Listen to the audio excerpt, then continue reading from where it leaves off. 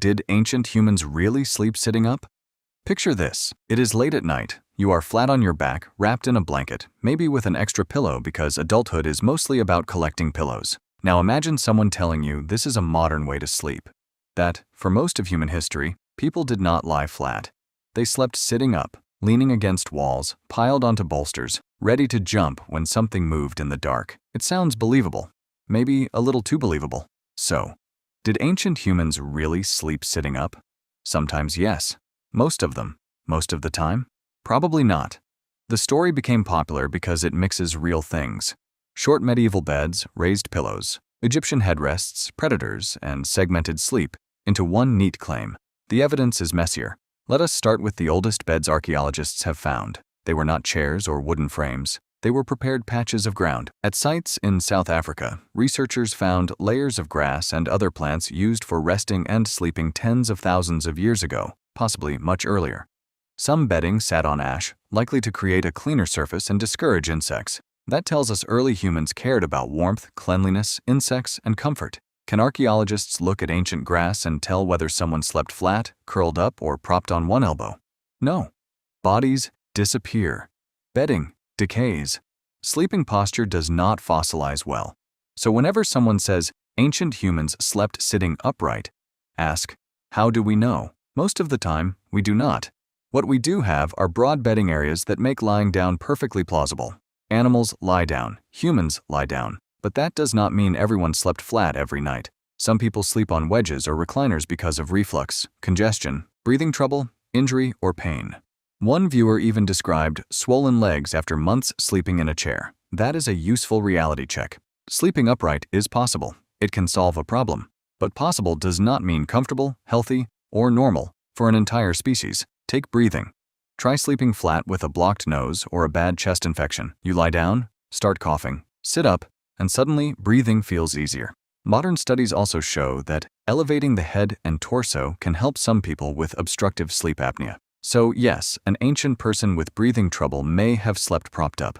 That is very different from saying prehistoric humanity spent every night sitting like a gargoyle. Now let us talk about those famous short beds. You see one in a museum and think, people back then must have been tiny. Then someone says, no, the bed was short because they slept sitting up. Catchy explanation.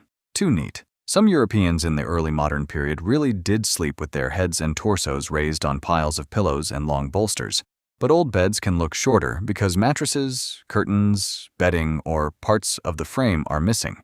Some were genuinely short, some were not. And even when people slept on an incline, that does not mean they sat bolt upright all night. Think reclined with a mountain of pillows, not asleep at a desk. There were practical reasons for raising the body: breathing, digestion, illness, pregnancy, comfort, and habit.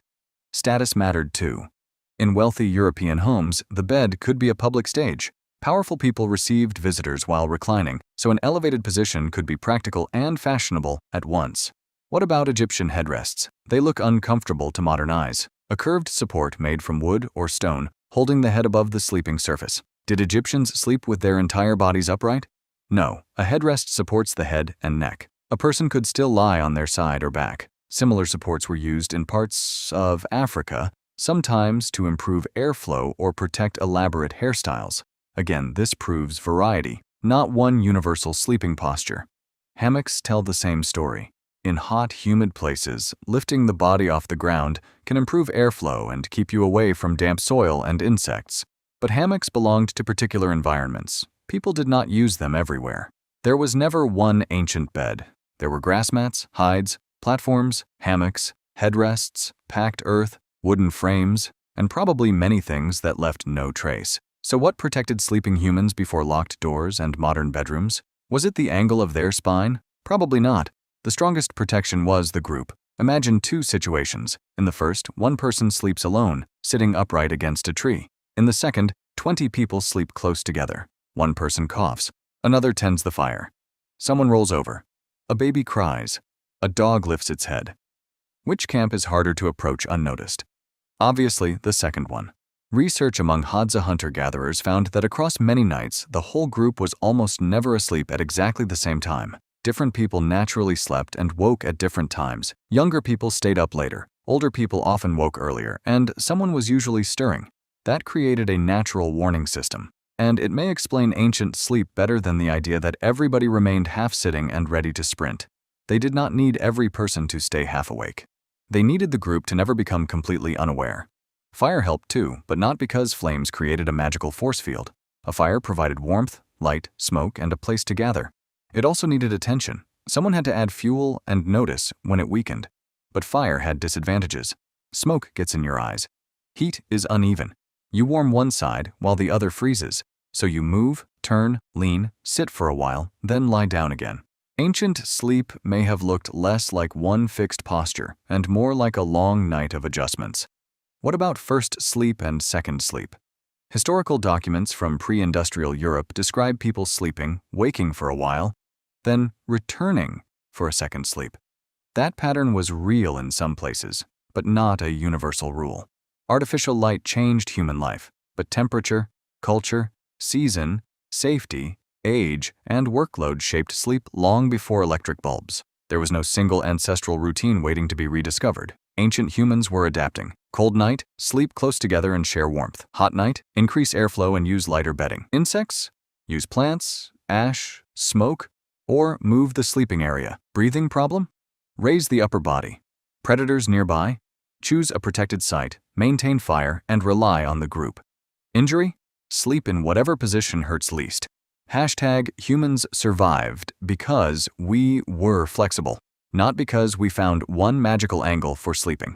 So, did ancient humans sleep sitting up? #some did, some of the time, for illness, comfort, environment, fashion, safety, or because that was how their sleeping space was arranged. But the idea that most ancient humans spent most nights upright is much stronger than the evidence. The oldest bedding suggests people could create places to lie down. Historical Europeans sometimes slept propped up, but that tells us little about hunter-gatherers 50,000 years earlier. Headrests lifted the head, not the whole body. Hammocks worked in certain climates. Group sleep probably offered more protection than any individual posture ever could. So tonight, when you lie down, do not feel like you are betraying your ancestors. They probably lay down too. The unusual part of modern sleep is not that your body is horizontal. It is that you can close a door, switch off the light, become completely unconscious, and trust that everyone else in the house can do the same. For most of human history, safety did not come from a mattress. It came from the fact that someone nearby was still awake. Nearby